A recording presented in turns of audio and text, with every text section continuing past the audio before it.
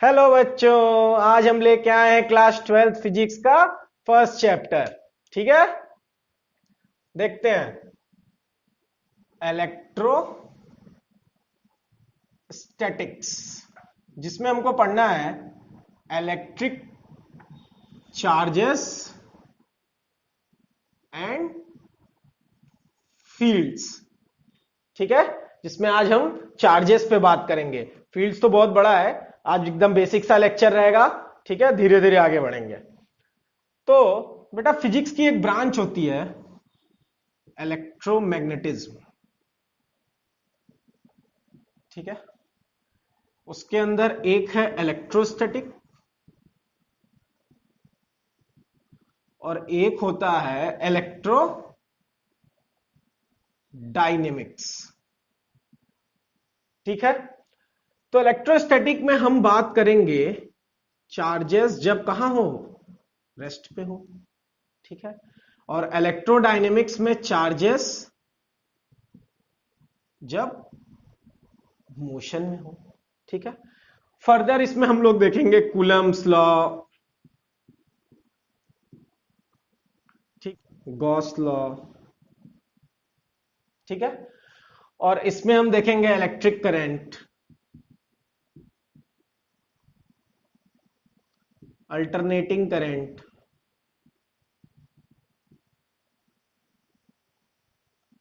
और मैग्नेटिज्म। ठीक है, तो फिलहाल हमको इलेक्ट्रोस्टैटिक्स का चैप्टर स्टार्ट करना है, जो कि है इलेक्ट्रिक चार्जेस एंड फील्ड्स। तो आज हम सिर्फ चार्जेस पे बात करेंगे। ठीक है, चार्जेस क्या होते हैं बच्चों? Charges intrinsic property of matter. यहां पे जो इंट्रिंसिक है, इसका क्या मतलब हुआ? इसका मतलब कि इसके अंदर कुछ नहीं है। ठीक है, ये लास्ट प्रॉपर्टी है, इस पे अब हम रिसर्च नहीं कर सकते हैं। फॉर एग्जांपल, जैसे मास। मास भी क्या है, एक लास्ट प्रॉपर्टी है। हमें कैसे क्या पता मास कहां से बन के आया है? नहीं पता है। ठीक है, इसी तरह मास और चार्ज दोनों क्या है, फंडामेंटल प्रॉपर्टी। ठीक है, तो अब देखो, हमारे पास चार्जेस का जो सिंबल है वो क्या है बेटा, कैपिटल क्यू। ठीक है, इसकी एसआई यूनिट क्या है, कूलम, जिसको हम सी से डिनोट करते हैं, कैपिटल सी से। और ये एक स्केलर क्वांटिटी है। ठीक है, इसके साथ इसके पास मैग्नीट्यूड तो होता है पर डायरेक्शन नहीं होता है। ठीक है, thirdly, charge always comes with mass. Charge बेटा हमेशा मास के साथ आता है। जैसे हम किसी वन बॉडी से दूसरी बॉडी पे चार्ज ट्रांसफर कर रहे हैं, तो कुछ मास भी ट्रांसफर हो जाएगा। ठीक है, कुछ थोड़ा बहुत मास भी ट्रांसफर होगा, ऐसा नहीं है कि सिर्फ चार्ज ही ट्रांसफर होगा। जैसे देखते हैं, कंपेयर करके देख लेते हैं।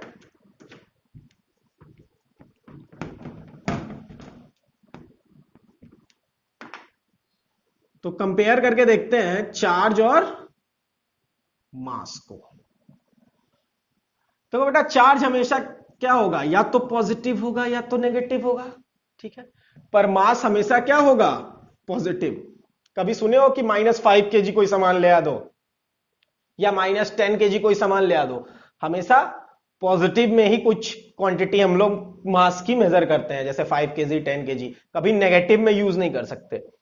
ठीक है, क्लास 11th में जब हम लोगों ने मैकेनिक्स पढ़ा था, तो उसमें एक फॉर्मूला था, मास ऑफ मूविंग बॉडी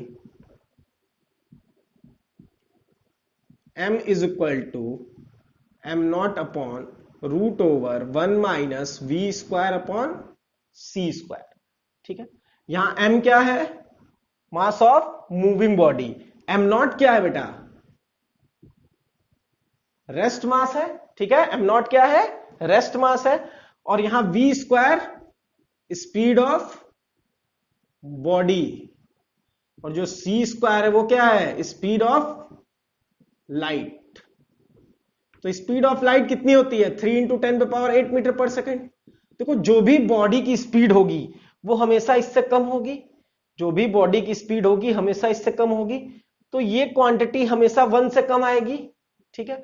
और 1 में से जब एक 1 से कम क्वांटिटी माइनस होगी तब भी वो 1 से कम आएगी, फिर उसका स्क्वायर रूट भी 1 से कम आएगा, तो ये m0 को जब डिवाइड करेगा तो ये बढ़ा हुआ आएगा। मतलब मास क्या कर रहा है, मास क्या कर रहा है बेटा, डिपेंड कर रहा है, डिपेंड्स अपॉन स्पीड, स्पीड पे डिपेंड करेगा। जैसे हमारे पास बीटा पार्टिकल्स वगैरह के लिए 10 पे पावर 6 10 पे पावर 7 तक चला जाता है, ठीक है। तो उस केस में थोड़ा क्वांटम लेवल पे थोड़ा इसमें चेंजेस आएंगे, वरना मैकेनिक्स में तो खूब बड़े बड़े हम लोग रखते थे, कोई ब्लॉक होता था, बहुत बड़ा ब्लॉक होता था, उसको मूव कराते थे तो बहुत स्लोली ही मूव होता था, कोई बड़ी बॉडी होती थी, ठीक है। यहां पे क्या है, यहां पे सब छोटे छोटे चार्ज है, एकदम छोटे छोटे चार्ज, ठीक है। Charges are independent of speed. देखो चार्जेस को स्पीड से कोई लेना देना नहीं है।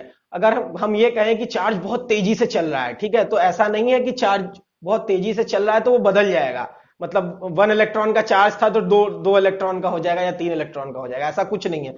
चार्ज जितने भी स्पीड से जाए चार्ज पे कोई फर्क नहीं पड़ने वाला है, क्योंकि वो स्पीड पे डिपेंड नहीं करता है, ठीक है। अब बेटा देखो 2 टाइप्स ऑफ चार्जेस होते हैं हमारे पास, 2 टाइप्स ऑफ चार्जेस। एक होता है पॉजिटिव चार्ज,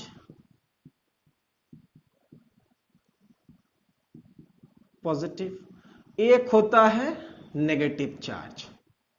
सोच रहे होगा क्या सर हलवा हलवा चीज बता रहे हो, अरे आज बेसिक ही है, आज क्या ही पढ़ा दें, ठीक है। नेगेटिव चार्ज, अब छोटे क्लास में पढ़े होंगे कि positive positive negative negative ripple करते हैं, और पॉजिटिव नेगेटिव नेगेटिव अट्रैक्ट करते हैं। इसका मतलब क्या हुआ, like charges repel each other and unlike charges attract each other, ठीक है। बहुत बेसिक सी बातें थी, हलवा जैसी, ठीक है। Conservation of charge, first point है charge can neither be created nor be destroyed but can only be transferred, ठीक है। तो किताब में एक ये डेफिनेशन दी हुई है कि charges can neither be created nor be destroyed but only can be transferred, ठीक है। सेकेंड पॉइंट क्या है, the total charge in an isolated system is constant. Isolated का क्या मतलब होता है बेटा, तनहा रहना, ठीक है, तनहा एकदम, जो चार्ज एकदम तनहा है, ठीक है। तो एक आइसोलेटेड सिस्टम लेते हैं, मान लो ये एक आइसोलेटेड सिस्टम है, इसमें हम एक 1 कूलम का चार्ज रख दिए, +1 कूलम का, एक -1 कूलम का चार्ज रख दिए और एक +2 कूलम का चार्ज। अब इस आइसोलेटेड सिस्टम को हम यूं पकड़ के झूम झूम झूम झूम हिला दिए, ठीक है। जैसे इस आइसोलेटेड सिस्टम को हिला दिए, ठीक है, अब क्या मिला हमको, यहां पे एक +1 कूलम का चार्ज मिला और यहां पे +1 कूलम का चार्ज मिला, ठीक है, दोनों 1 कूलम का मिला, और तीसरा हमको नहीं पता है, ठीक है। तो हम लेट कर लेते हैं कि लेट द चार्जेस, यहां पे Q1 ले लेते हैं एक को, दूसरे को Q2, तीसरे को Q3, और यहां पे Q1 dash plus Q2 dash plus Q3 dash. अब देखो इन सबका सम किसके बराबर होगा बेटा, कांस्टेंट के बराबर होगा। क्यों, क्योंकि the total charge in isolated system is constant, और इधर भी क्या होगा, कांस्टेंट ही होगा।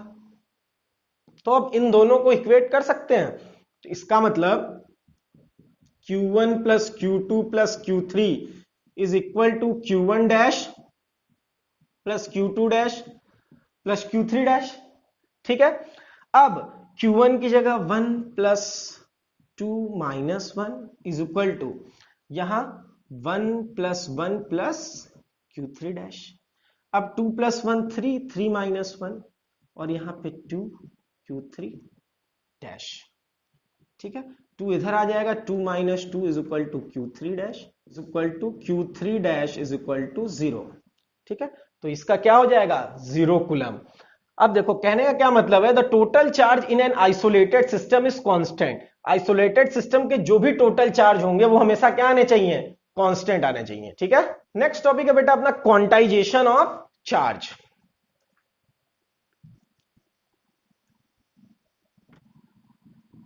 Quantization of charge. क्वांटाइजेशन क्या होता है, anything which is available in fixed amount। ठीक है, कोई ऐसी चीज जो कि फिक्स्ड अमाउंट में अवेलेबल हो, जैसे ये मार्कर अगर मैं मार्केट में खरीदने जाऊंगा तो या तो 1 खरीदूंगा या 2 खरीदूंगा या 10 खरीदूंगा या 100 खरीदूंगा। ठीक है, कभी मैं 1.5 खरीद सकता हूं, 2.5 खरीद सकता हूं, 3.5 4.5 खरीद सकता हूं, नहीं, मतलब पॉइंट में हम लोग नहीं खरीद सकते, हमेशा इंटीजर में ही खरीद सकते हैं। जैसे व्हाइट बोर्ड हो गया, या तो मैं 1 बोर्ड खरीद सकता हूं, 2 खरीद सकता हूं, 10 खरीद सकता हूं। पॉइंट में तो खरीद नहीं सकता कि 2.3 बोर्ड खरीद लूं, 5.6 बोर्ड खरीद लूं। ठीक है, जैसे खाने में हो गया, खाने में अगर हमको कुछ चीज जैसे फूड्स है हमारे, मान लो छोटे छोटे चावल के दाने हैं, तो या तो 1 दाना दोगे या 2 दाना दोगे, 100 दाना दोगे। अब आधा तोड़ के तो किसी को दोगे नहीं, दे सकते हो लेकिन जस्ट क्वांटम लेवल पे अगर बात करें तो। ठीक है, तो या 1 दोगे या 2 दोगे या 3 दोगे। ठीक है, उस तरह say anything which is available in fixed amount उसको क्या बोलते हैं, क्वांटाइजेशन। तो क्वांटाइजेशन ऑफ चार्ज में सबसे पहला चीज है the smallest charge that can exist independently is the charge on one electron।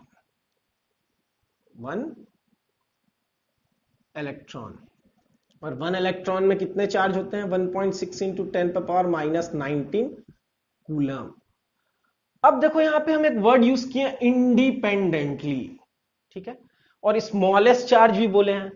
भाई इलेक्ट्रॉन से भी स्मॉलेस्ट चार्ज और भी होते हैं, जैसे क्वार्ट्ज है, एंटी क्वार्ट्ज है, वो e⁻3 2e⁻3 है, इससे काफी छोटे हैं, लेकिन वो इंडिपेंडेंट नहीं है।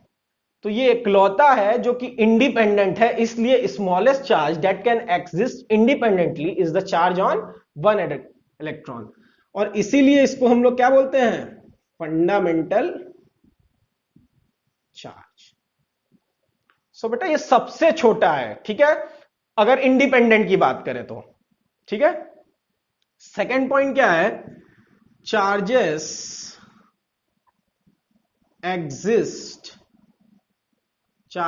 exist in integral multiple of fundamental charge। Charges जो हैं वो हमेशा क्या आएंगे, इंटीग्रल मल्टीपल में आएंगे फंडामेंटल चार्ज के। जैसे फॉर एग्जांपल या तो हम +1 इलेक्ट्रॉन ट्रांसफर कर सकते हैं या -1। ठीक है, या हमको +2 इलेक्ट्रॉन मिल सकता है या -2 या +3 -3। इसी तरह या तो +Ne या -Ne n तक। ठीक है, इसका मतलब क्या हुआ, नोट में लिखना, charges can not be in decimal. ठीक है, चार्जेस क्या हो सकते हैं, कभी भी डेसिमल में नहीं हो सकते हैं। ठीक है, तो इससे हमको क्या मिला, Q is equal to Ne। ये क्या है, Q charge on body, n क्या है? Number of electrons. और E क्या है बेटा? चार्ज ऑन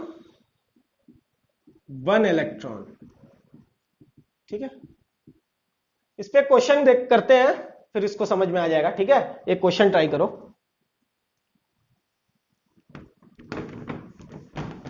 क्वेश्चन है बेटा, can a charge of 8 into 10 पे power minus 18 coulomb given to a body.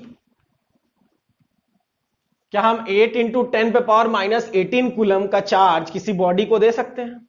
ठीक है, तो हमारे पास एक्सप्रेशन क्या है? Q is equal to NE। ठीक है, हमको यहां कैलकुलेट क्या करना है? N। So N is equal to क्या है हमारे पास? Q by E।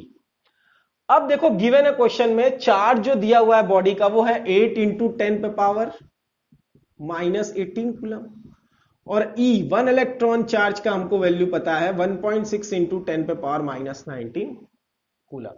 ठीक है, पुट कर दो ले आके, 8 into 10 पे power minus 18 coulomb upon 1.6 into 10 पे पावर माइनस 19 कूलम, डिवाइड कर दिए, ये आ गया 5 into 10 पे पावर माइनस 18, और ये ऊपर चला जाएगा तो 10 पे पावर प्लस 19, 18 में से 19 गया, 1 बचा, 5 into 10 कितना आ गया? 50। तो देखो ये इंटीग्रल मल्टीपल में आया है। ठीक है, तो इसका मतलब क्या है? यस वी कैन ट्रांसफर, इतना ट्रांसफर हो सकता है किसी बॉडी को। अगर मान लो ये 40, क्या हम किसी एक को 48.3 ट्रांसफर कर सकते थे? 48.3 करना हो तो 50 तक, ये इंटीग्रल मल्टीपल में है। ठीक है, तो ये इजिली ट्रांसफर हो जाएगा। ठीक है, अगला हम देखेंगे कि हम चार्ज को कैसे ट्रांसफर कर सकते हैं। ठीक है, ways to charge different method से, जैसे by charging by conduction, charging by induction, charging by friction. ठीक है,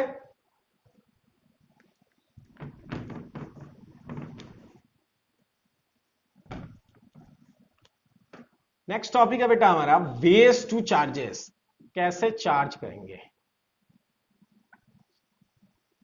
ठीक है, सबसे पहला है चार्जिंग बाय कंडक्शन, और कैसे? डायरेक्ट कांटेक्ट से, डायरेक्ट कांटेक्ट से। ठीक है, तो सबसे पहले एक नेगेटिवली चार्ज बॉडी ले लो। ठीक है, जिसके पास क्या हो? एक्सेस ऑफ इलेक्ट्रॉन हो। ठीक है, नेगेटिव चार्ज बॉडी है, एक्सेस ऑफ इलेक्ट्रॉन है इसके पास, मान लो ये बॉडी ए है। ठीक है, और एक अनचार्ज बॉडी इसके बगल में ले आके रखो, ये क्या है? अनचार्ज बॉडी है, मतलब न्यूट्रल है एक तरह से। ठीक है, जैसे सोडियम हो गया। ठीक है, इसमें 11 प्रोटॉन 11 इलेक्ट्रॉन। ठीक है, 11 प्रोटॉन और इलेक्ट्रॉन, मतलब बराबर में। ठीक है, अब इस बॉडी का नाम हम दे दिए बी। अब इन दोनों बॉडी को कांटेक्ट करा दो, तो जैसे ही हम इसका कांटेक्ट कराएंगे ए और बी का, ठीक है, थोड़ी देर बाद इसमें से कुछ इलेक्ट्रॉन इधर भागने लगेंगे। क्योंकि इधर बहुत ज्यादा इलेक्ट्रॉन है, उधर बहुत कम है, तो कुछ देर के बाद इधर से इलेक्ट्रॉन्स उधर ट्रांसफर होने लगेंगे। जैसे हम इसको सेपरेट करेंगे, थोड़ी देर बाद हम देखेंगे बेटा कि यहां पे कुछ इलेक्ट्रॉन कम हो गए हैं और यहां पे भी कुछ इलेक्ट्रॉन आ गए हैं। ठीक है, यहां से कुछ कम होके अब कुछ यहां पे भी आ गए हैं। तो एक क्वेश्चन अराइज होता है कि क्या इलेक्ट्रॉन बराबर बराबर ट्रांसफर होंगे या कुछ रेशियो होगा। ठीक है, तो अगर बराबर ट्रांसफर कराना है तो उसके लिए 3 चीजों का ध्यान देना पड़ेगा। If shape, size and material of the two bodies are same. अगर शेप, साइज, मटेरियल दोनों बॉडी का सेम हो जाए, ठीक है, शेप, साइज और मटेरियल अगर दोनों बॉडी का सेम हो जाए, जैसे मान लो एक बॉडी को हम क्यू चार्ज दे दिए और सेम शेप और साइज का एक और बॉडी है। ठीक है, अब इससे हम कांटेक्ट कराएंगे तो थोड़ी देर बाद हमको क्या पता चलेगा कि यहां भी Q/2 हो गया और यहां भी क्यूबिक, तो बराबर ट्रांसफर हो गया। तो बराबर ट्रांसफर तभी पॉसिबल है जब शेप साइज मटेरियल दोनों बॉडी का क्या हो, सेम हो। नहीं तो कोई कैलकुलेशन तुम नहीं कर सकते कि कितना ट्रांसफर हुआ, ठीक है, क्योंकि इसमें कितने नंबर ऑफ इलेक्ट्रॉन्स है ये हमको नहीं पता, बस एक्सेस ऑफ इलेक्ट्रॉन्स है ये पता है, ठीक है। तो ये हमारा था charging by conduction direct contact से। नेक्स्ट टॉपिक है हमारा चार्जिंग बाय इंडक्शन, ठीक है, और वो भी विदाउट कॉन्टेक्ट, बिना कॉन्टेक्ट कराए हम इंडक्शन से चार्ज करेंगे। देखो कैसे करेंगे। सेकंड है हमारा चार्जिंग बाय इंडक्शन, वो भी विदाउट कॉन्टेक्ट, ठीक है। तो सबसे पहले एक बॉडी ए ले लो जो कि न्यूट्रल हो, ठीक है, एक न्यूट्रल बॉडी ले ली, और एक बॉडी इसके थोड़ा सा नजदीक ले आके रखे जिसके पास जो कि नेगेटिवली चार्ज है, एक्सेस ऑफ इलेक्ट्रॉन्स है। इसको हल्का सा इसके नजदीक ले आओगे जैसे ही, तो इस बॉडी के अंदर के जो पॉजिटिव चार्ज होंगे वो इस कोने पे आ जाएंगे, इस साइड पे, ठीक है। जैसे ही नेगेटिव वाला देखेगा, ओ मेरे सामने वाले के पास पॉजिटिव चार्ज है, ले ले ले ले ले कम आजा आजा चार्ज आजा, ठीक है। तो पॉजिटिव चार्ज को अपनी तरफ खींच लेगा, और जो नेगेटिव चार्ज रहेंगे वो इस न्यूट्रल बॉडी के नेगेटिव चार्ज को ढकेल देंगे, कहेंगे तुम निकलो बाहर निकलो, ठीक है। तो वो इस साइड पे आ जाएंगे, ठीक है। तो अब ये किस फॉर्म में आ गया बेटा, इस फॉर्म को कहते हैं पोलराइज फॉर्म। अब ये पोलराइज हो गया, बट अभी भी क्या है, न्यूट्रल है, ठीक है। अब हम क्या करेंगे, एक कंडक्टिंग बॉडी ले आएंगे और यहां पे उससे कांटेक्ट करा देंगे। जैसे ही एक कंडक्टिंग बॉडी ले आएंगे, अब ये तो पॉजिटिव को रोका हुआ है यहां पे, ठीक है, नेगेटिव को ढकेल रहा है। कुछ देर के बाद देखेंगे कि नेगेटिव वाले इधर ट्रांसफर हो जाएंगे, ठीक है। और जब हम सेपरेट करेंगे तो देखो इसको हटाना नहीं है, अगर इसको हटा दिए तो ये पॉजिटिव को अट्रैक्ट नहीं करेगा, पॉजिटिव वाले भी उधर चले जाएंगे, तो इसको हमेशा रखना है, ठीक है। अब थोड़ी देर के बाद हम देखेंगे कि ए पे क्या रहेगा, सब पॉजिटिव चार्ज रह जाएगा, और सारे नेगेटिव चार्ज को ये ढकेल के और कंडक्शन होने के बाद सारे नेगेटिव चार्ज कहां चले जाएंगे, बी में, ठीक है। तो ये क्या कर रहा है, देखो बिना कांटेक्ट के इलेक्ट्रॉन्स उधर ट्रांसफर भी हो गए, सेपरेट भी हो गए। अगर मान लो हमको इसमें पॉजिटिव और इसमें नेगेटिव चाहिए, तो यहां पे हम पॉजिटिव बॉडी रख देंगे, ठीक है। जैसे ही पॉजिटिव बॉडी रखेंगे वो नेगेटिव को अपने तरफ अट्रैक्ट कर लेगा और पॉजिटिव को उधर ट्रांसफर कर देगा। फिर हम करा देंगे क्या, कंडक्शन, और ड्रॉप करा देंगे, ठीक है। अब कहोगे सर नेगेटिव वाला ही क्यों ट्रांसफर होता है, पॉजिटिव वाला क्यों नहीं होता है। तो बेटा जो मास ऑफ इलेक्ट्रॉन होता है, me, वो क्या है 9.1 इंटू 10⁻³ kg, और मास ऑफ जो प्रोटॉन होता है वो 1.67 इंटू 10⁻27। बहुत भारी है इलेक्ट्रॉन से मास, देखो -27 -31 बहुत फर्क है, ठीक है। तो हमेशा ट्रांसफर इलेक्ट्रॉन ही होता है, प्रोटॉन कभी ट्रांसफर नहीं होगा, ठीक है। अब देखो अर्थिंग का केस देखते हैं। मान लो यहां न्यूट्रल बॉडी ए है हमारे पास, ठीक है, यहां पे न्यूट्रल बॉडी ए है हमारे पास, और यहां पे एक बॉडी ले आए हम पॉजिटिवली चार्ज, ठीक है।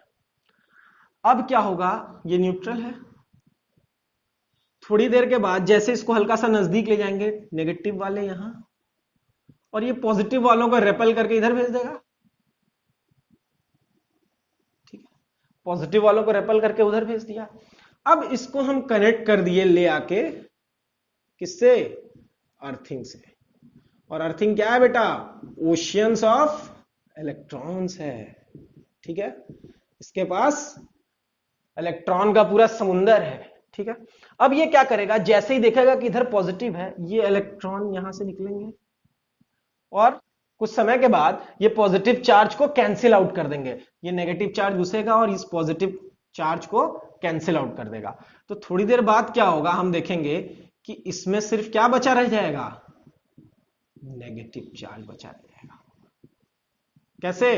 देखो, ये इसको अपनी तरफ खींचा रहेगा नेगेटिव चार्ज को, और पॉजिटिव चार्ज को पुश किया रहेगा, और ये ओशियंस ऑफ इलेक्ट्रॉन्स है। पॉजिटिव चार्ज को देखते ही लालच में कहेंगे आ जाओ बेटा तुम हमारे पास आओ। धीरे धीरे सब इसको कैंसिल आउट करता जाएगा, कैंसिल आउट करते करते यहां पे पूरा क्या बच जाएगा? सिर्फ नेगेटिव चार्ज। ठीक है, और पॉजिटिव वाला इसको जानबूझ के रखे हुए थे कि अगर इसको हटा देते तो कुछ नेगेटिव वाला भी उधर जाता। ठीक है, तो इसीलिए पॉजिटिव वाले को भी बगल में रखे हुए थे। और ये क्या किया? इलेक्ट्रॉन सारे पॉजिटिव चार्ज को कैंसिल आउट कर दिया। जब सेपरेट किए तो क्या बचा? सिर्फ नेगेटिव चार्ज बचा। ठीक है, नेक्स्ट है हमारा बेटा चार्जिंग बाय फ्रिक्शन। नेक्स्ट है हमारा चार्जिंग बाय फ्रिक्शन।